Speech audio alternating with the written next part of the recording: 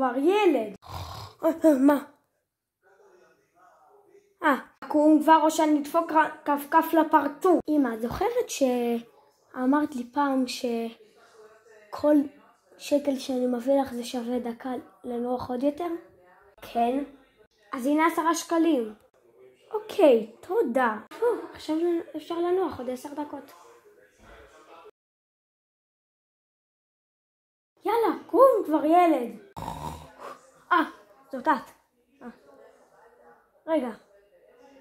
נכון. יאללה, קום כבר ילד. קום כבר. עוד 10 שקלים. בסדר. עוד 10 דקות אתה קם ומיד. ילד, קום כבר, קום. אין בעיה, אני עכשיו נותנת לכף לפרצוף. עכשיו ילד, קום ומיד לבית ספר. בסדר, הלכתי.